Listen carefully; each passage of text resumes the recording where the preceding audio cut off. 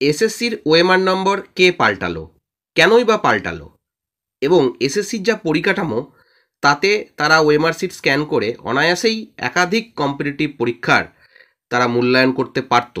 তবুও তারা ওএমআর মূল্যায়নের জন্য গাজিয়াবাদের একটি সংস্থাকেই কেন দায়িত্ব দিল? অন্যদিকে চাকরিহারা প্রার্থীরা অনশন তুলে নিয়েছে এবং তারা এবার তাদের গন্তব্য হচ্ছে দিল্লি। অন্যদিকে দেখা যাচ্ছে যে চাকরিহারা যোগ্যদের পক্ষে মিছিল করছেন সবচেয়ে প্রথমে যিনি অযোগ্য হিসেবে চাকরি থেকে বহিষ্কৃত হয়েছিলেন সেই মন্ত্রীকন্যা অঙ্কিতা অধিকারী। আমরা এই সমস্ত বিষয় নিয়ে আলোচনা করব। Dear viewers, welcome to my channel. আপনারা যারা আমার চ্যানেলে নতুন তারা অবশ্যই চ্যানেলটিকে সাবস্ক্রাইব করে পাশে থাকা বেল আইকনটা ক্লিক করে রাখবেন, যাতে এই ধরনের ভিডিও সবচেয়ে তাড়াতাড়ি আপনাদের কাছে পৌঁছে যায়। তো আমরা দেখেছি যে এসএসসি চাইলে ওএমআর সিট স্ক্যান করে অনায়াসেই কিন্তু একাধিক কম্পিটিটিভ পরীক্ষার তারা ইভ্যালুয়েশন করতে পারতো বা সেই ওএমআরগুলোকে ইভ্যালুয়েট করতে পারতো, কিন্তু তা সত্ত্বেও ওই সমস্ত পরীক্ষার ওএমআর মূল্যায়নের দায়িত্ব গাজিয়াবাদের একটি সংস্থার উপরে চাপিয়ে দেয় তারা। কিন্তু সত্যিই ওই সব স্ক্যান করা অ্যান্সার সিট এসএসসি কর্তৃপক্ষের কাছে ছিল কি ছিল না, কিংবা তা নষ্ট করে ফেলা হয়েছে কি না, তা নিয়ে কিন্তু যথেষ্ট সন্দেহের অবকাশ রয়েছে। স্কুল সার্ভিস কমিশনের কাছে কোনো স্ক্যান কপি বা মিরর ইমেজ না থাকাটা বিশ্বাসযোগ্য নয় বলে একসময় ওই দপ্তরের সঙ্গে যুক্ত বেশ কয়েকজন আধিকারিক এ বিষয়ে মত প্রকাশ করেছিলেন। তাদের দাবি ছিল যে স্কুল সার্ভিস কমিশন পরীক্ষার মূল্যায়নের জন্য বাম আমলেই কোটি টাকার একটি বিপুল ধারণ ক্ষমতা সম্পন্ন কম্পিউটার কেনা হয়েছিল। ওই কম্পিউটারের সাহায্যে ওএমআর সিট মূল্যায়ন এবং সংরক্ষণ দুটোই করা সম্ভব। ওএমআর সিট স্ক্যান করার জন্য লক্ষাধিক টাকার 1 ডজন স্ক্যানারও কেনা হয়। 2012 সালের স্কুল সার্ভিস কমিশন পরীক্ষার পদ্ধতি একটু আলাদা ছিল, কিন্তু কয়েক লক্ষ ওএমআর সিটের স্ক্যান এবং মূল্যায়ন স্কুল সার্ভিস কমিশন তার নিজের পরিকাঠামোই করেছিল বলে সূত্রের খবর। সূত্রটির মতে কম্পিউটার স্ক্যানার রক্ষণাবেক্ষণে হার্ডওয়্যার, সফটওয়্যার ইঞ্জিনিয়ারও নিযুক্ত করেছে স্কুল সার্ভিস কমিশন। আছে ডেটা বা তথ্য কম্পিউটার বন্দি করার অফিসারও।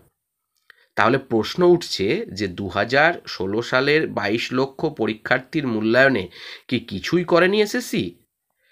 কয়েকজন প্রাক্তন অফিসারের মতে এমনিতেই এসএসসি পরীক্ষা বছর বছর হয় না, তাহলে কি অত আধুনিক যন্ত্রপাতি শুধু শুধু পড়ে থাকে?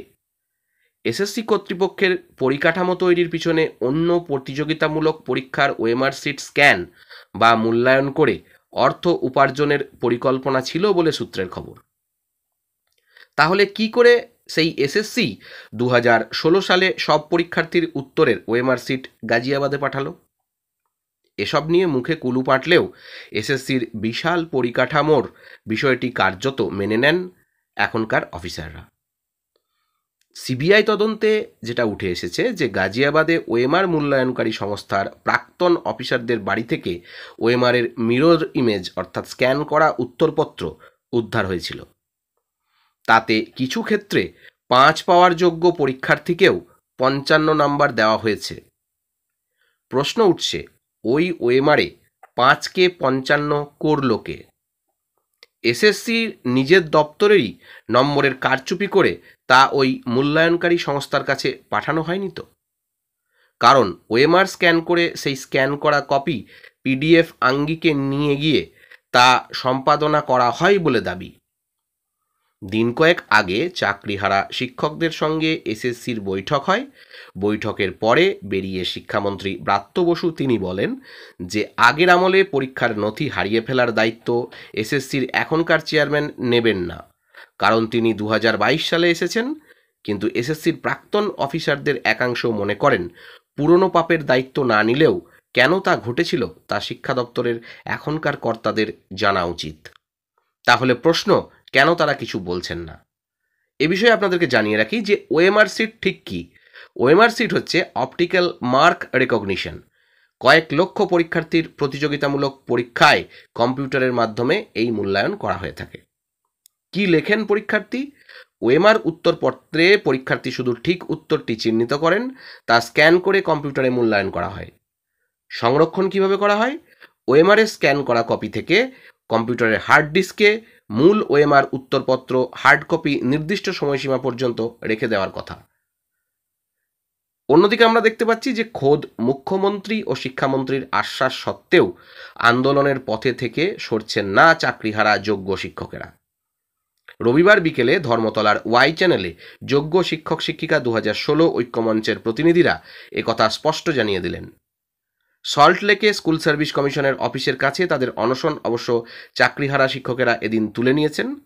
অনশনকারীদের মধ্যে সুমন বিশ্বাস বলেন যে নানা প্রতিবন্ধকতার মধ্যে 4 দিন অনশন করেছি, বায়ো টয়লেট ছিল না, কেউ গুরুতর অসুস্থ হলে হাসপাতালে পাঠানোর গাড়িও ছিল না, তবে পরে হয়তো আবার অনশনে বসতে বাধ্য হব।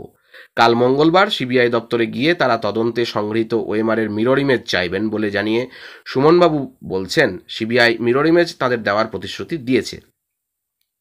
আজ সোমবার দিল্লির যন্তর মন্তরে যেতে চাকরিহারা শিক্ষকদের একটি দল রওনা দেবে। 16 এপ্রিল বুধবার যেখানে তাদের অবস্থান রয়েছে।